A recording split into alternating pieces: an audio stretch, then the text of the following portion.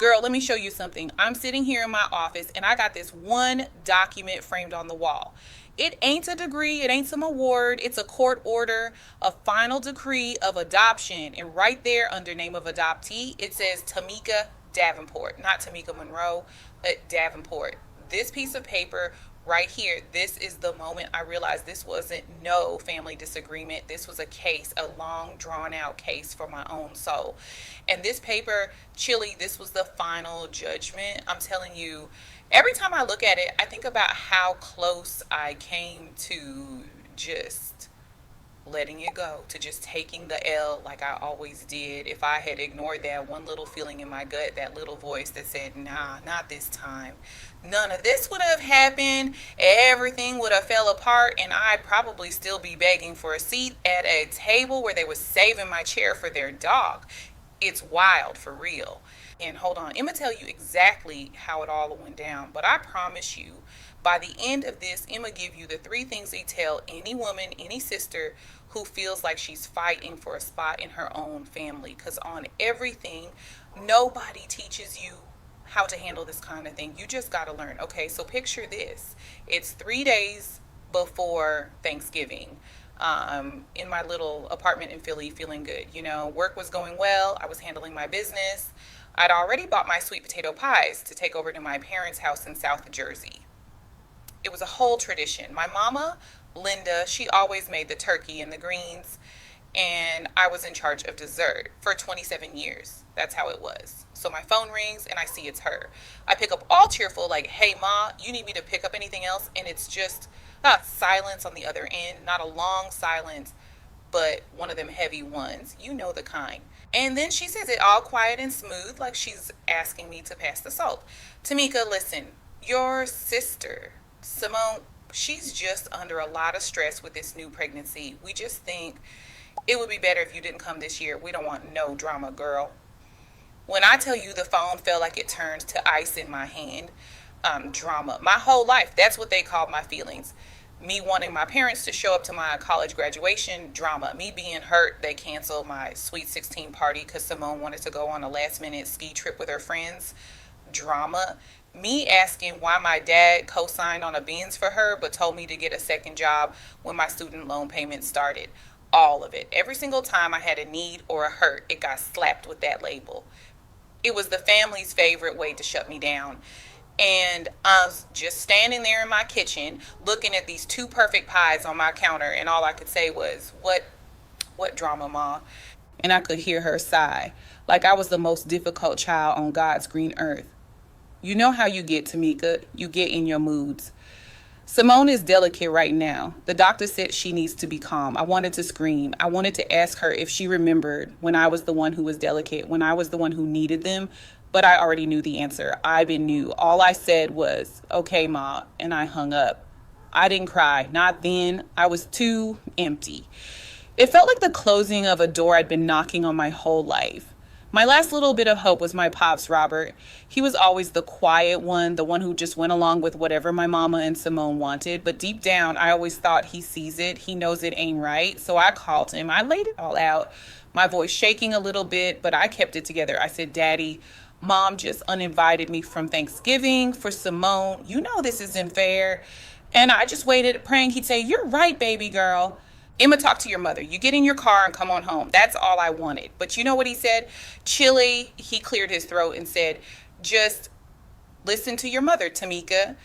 Don't make waves. And that was it.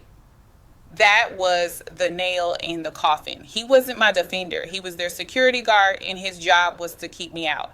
So there I was, alone. Thanksgiving canceled, family gone. And for a minute, I let the sadness wash over me. I was finna just get in bed, pull the covers over my head, and wake up on Black Friday. But then I looked at them pies again. I'd spend good money on the pecans, the butter, the condensed milk. It'd spend 2 hours making them. And I thought, nah, I'm not going to let them take this from me too. They can take their turkey and their collard greens, but I'm going to eat my pie. So I put on my good black dress, the one I was saving for Christmas. I did my hair, put on my makeup, and I made a reservation for one at the nicest steakhouse I could think of downtown, Liberty Grill. If I was going to be alone, I was going to be alone in style. I was taking myself out on a date on everything. That was the first time in my life I chose me over them. And I ain't know it then, but that one little choice was about to change everything. I thought that was the end of the story, but girl, that was just the warm up. Walking into that restaurant was one of the hardest things I ever had to do. The whole place was buzzing, you know? Big families laughing, couples holding hands, kids running around. And then there was me asking the hostess for a table for one. She looked at me with so much pity. It made my stomach turn. She sat me at this little table in the corner like she was trying to hide me. And I'm just sitting there trying to look all confident on my phone, but really am watching everybody else. Watching them live the life I thought I was supposed to have. And then it got worse. My phone buzzes is an Instagram notification. Simone had posted a picture. It was all of them. Her husband, my parents, all smiling around the dining room table. And the table was set perfectly. Everything looked beautiful. And the caption said, so thankful for the people who matter most. Family over everything. And I am looking at this picture and am searching for my spot, for an empty chair, for some little sign that they even thought about me. Nothing. It was like I never existed. And that's when the tears started to well up. I was trying so hard to hold it together, just staring down at my menu like it was the most interesting book I'd ever read. I was not about to break down in the middle of Liberty Grill on Thanksgiving. I just wasn't. And then I hear this soft voice. Excuse me, dear, is this seat taken? I look up and it's this beautiful older woman. She had on this elegant purple coat and her silver hair was styled perfectly. She had the kindest eyes I'd ever seen. I was so confused. I just shook my head. She smiled and sat down right across from me. She flagged down a waiter and said, can you please move my granddaughter's place setting over here? She's decided to join me. Before I could even say anything, her whole family started migrating over. Her husband, this distinguished looking man named Richard, their two sons, and one of them was Marcus. He had the same warm eyes as his mother. The woman who sat down, her name was Eleanor Davenport. She looked right at me, and it was like she could see straight through my little act. She didn't ask why I was alone. She didn't give me that pity look. She just said, I saw you sitting over here by yourself, and my spirit wouldn't let me leave you be. There's always room for one more at our table. And just like that, I was having Thanksgiving dinner with the Davenports. They asked me about my job, about my apartment, about what I like to do in the city.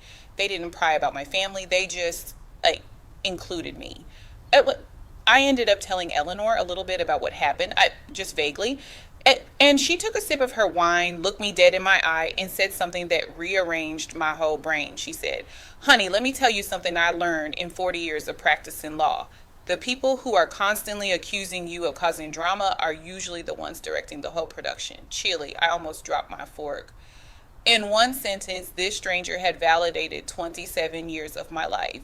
That dinner turned into an invitation for Sunday dinner the next week at their house in Mount Airy. And that Sunday dinner turned into every Sunday dinner. For the first time, I felt what it was like to be in a family where love wasn't a competition, where your presence was a gift, not a problem. They celebrated my wins at work. Richard, who was a contractor, helped me figure out how to fix the leaky faucet in my bathroom over the phone. And me and Marcus, we just clicked. It was easy. It was safe. Over the next 2 years, we fell in love. Deeply. I'm telling you, it was a whole new life, but there was always this shadow, this part of me that was still that little girl crying over a canceled birthday party. When Marcus proposed, I was so happy, but when we started talking about the wedding, this deep sadness hit me. Who was going to walk me down the aisle? Whose names would I put on the invitation under parents of the bride? I couldn't put Linda and Robert. They hadn't even met the man I was going to marry. I hadn't spoken to them since that Thanksgiving. They tried, of course.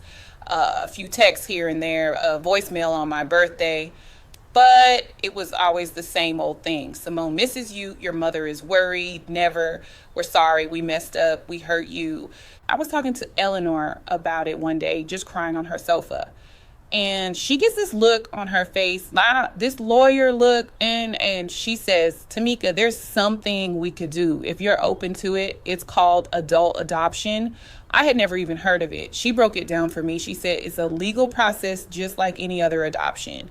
It wouldn't erase my history, but it would make me their legal daughter. It would make me a Davenport on paper and in every way that mattered. Richard and Marcus were right there, and they both said they've been thinking the same thing. They wanted me to be part of the family for real and for good. So we did it. Eleanor handled the paperwork, but she made me be involved in every step so I understood what was happening. We went down to the family division of the Superior Court and filed the petition for adult adoption. There were forms, background checks, and a 60-day waiting period. We had to go before a judge, Judge Thompson, who asked me if this was what I truly wanted. And I looked at Richard and Eleanor standing right there beside me, and I said, yes, with my whole chest. A few weeks later, that decree I got on my wall now arrived in the mail. It was official. I was a Davenport, and I ain't know it then, but the news was about to travel back to South Jersey. And the real storm was just about to hit. I thought the fight was over, but child, that was just the preliminary hearing. The main event was coming. The fallout was predictable. I guess one of my cousins saw me post something on Facebook, a picture of me and Eleanor with the caption, "Best mother a girl could ask for," and the news got back to my mama. My phone started blowing up. It was my mother, my father, my aunts, even Simone, voicemails, texts, a flood of them. They were all confused, angry, hurt. How could I do this to them? How could I replace my own family? It was wild, girl. They were acting like they'd been looking for me for years, like I was the one who walked away from a happy, healthy family. My mother left this one voicemail that I'll never forget. She was crying, not the sad, sorry kind of crying, but the angry, frustrated kind. She said, "Tamika, I don't understand what we did that was so wrong. We gave you everything, and you throw it all away for these strangers after all I've done for you. This is the ultimate betrayal." And I'm listening to this and I'm just thinking, what did you do for me? You did things for the daughter you wanted me to be. The quiet one, the one who didn't have needs. You didn't do anything for the real me because you never even bothered to see her. I didn't call back. I didn't text. I just changed my number. I was done. My new family, the Davenports, they were my focus now. Planning the wedding with Eleanor was a dream. She was so excited, so detail-oriented. Richard was handling the budget, telling me not to worry about a thing. Marcus was just my rock. He kept telling me, this is our day, nobody else's. And he was right. Okay, so fast forward to the wedding day. It was at the Bellevue, right in the heart of the city. Everything was perfect. The flowers, the music, my dress. I was so happy. I felt like I was floating, walking down that aisle on Richard's arm. Girl, I can't even describe it. I looked out and saw all these faces. People who genuinely loved me. The Davenports, a whole extended family was there. My friends, my coworkers. It was a room full of love. We said our vows. We kissed. We danced. Everything was beautiful. And then during the reception, I saw them standing by the back door. Linda and Robert, my biological parents, they had crashed my wedding. For a second, my heart just stopped. The old Tamika, the one who was scared of making waves, she wanted to run and hide. But then I looked over at Marcus and I saw Eleanor and Richard laughing at their table, and I felt this strength I'd never felt before. I wasn't that girl anymore. I walked over to security and I told them, it's okay, they can stay. Just please seat them at that empty table in the far back corner. I wasn't going to make a scene. This was my day. They could watch what they lost, but they weren't going to ruin it. The whole night, I could feel their eyes on me. But I didn't let it break my focus. I danced with my new husband. I danced with my new father, Richard. I laughed with my new mother, Eleanor. And then it was time for the toast. My cousin Kevin, who was the MC, got on the mic. He said, "And now a toast from the proud parents of the bride, Mr. and Mrs. Richard and Eleanor Davenport." The whole room started clapping. And as Richard and Eleanor stood up, my old mama, Linda, she just lost it. She stood up from that back table and yelled, "Parents of the bride, you are not her parents." "Sir, I am her mother." The music stopped. The whole room went dead silent. You could hear a pin drop. Everybody was just staring. Linda started walking towards the head table with Robert trailing behind her, looking like a ghost. She got right up to Eleanor and said, "How dare you? You stole my daughter." Before Eleanor could even open her mouth, Richard stepped right in front of her. He wasn't loud. He wasn't angry. He was calm, and that made it even more powerful. He looked Linda dead in her face and said, "Mom, we didn't steal your daughter." He paused and looked over at me and then back at her. "You gave her away. We just picked up what you threw out." Chilly. the gasp in that room, it was like a movie. Linda looked like she'd been slapped. She had no comeback, no words, nothing. And my father, Robert, he just broke. He started crying right there in the middle of my wedding reception. He looked at me and said, Tamika, I'm so sorry. I'm so sorry. And I looked at this man whose approval I had craved my entire life, and I felt nothing, just a sad, empty space. I walked over to him and I said quietly, so only he could hear, I hear you, but it's too late. I turned to the security guard and just nodded. He understood. They were escorted out quietly. No more drama. A week later, a letter came. It was from Simone, a long, rambling thing about how I was selfish, how I'd broken our parents' hearts, and how she couldn't believe I'd let those people brainwash me. She still didn't get it. She never would. I didn't even finish reading it. I just threw it in the trash. Some people, you just can't make them understand. You just got to let them go. And now, here we are. It's 5 years later. I'm sitting at the Davenport's Thanksgiving table, the same one where I was a guest all those years ago. But now it's my table, too. Marcus is sitting next to me, and I'm holding our baby girl, our little Eleanor. Richard is carving the turkey, and my mom, my real mom, Eleanor, is bringing out the greens. The house is full of noise and laughter, and I'm so full of peace, it feels like I could burst. That whole fight, that whole case, it had to happen so I could get here. And those three things I said, I tell you, here they are. First, when people show you a pattern, believe them the first time. Don't waste 27 years waiting for them to change the script they wrote for you. Second, you have to stop auditioning for a role in a family that's already decided you're the understudy. The moment you stop needing their validation is the moment you get your power back. And third, and this is the most important one, if there ain't no room for you at their table, go out and build your own damn table. And trust me, girl, the people who are meant to be there will find you. My case was closed and my life was just getting started. Thank you, Tamika, for sharing this story with us. Chile, that story is a testament to what can happen when you finally decide you done had enough. Imagine that.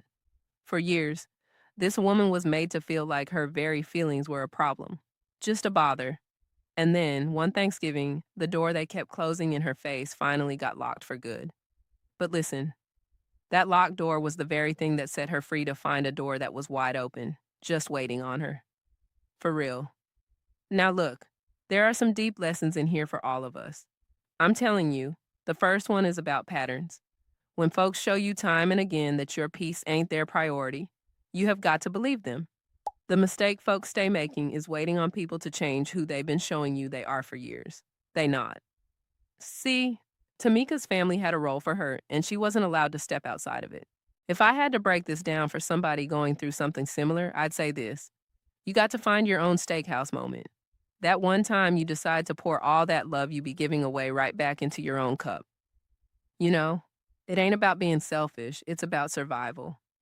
And let me tell y'all, that adult adoption was powerful. That piece of paper wasn't just legal. In plain English, it was a statement. It was a spiritual declaration. That brings me to a rule we should all remember. Sometimes the family that chooses you is more real than the one you were born into. And don't let nobody tell you different. Honestly, a story like this just settles my spirit. It ain't about revenge. It's about reclaiming your peace. Tamika found her people, and I'm just saying, there is nothing more beautiful than that. If this story gave you something to think about, go ahead and subscribe and hit that thumbs up. It really does help the channel reach more people who need to hear these stories. Let me know in the comments which city or state y'all watching from. I love seeing where our community is.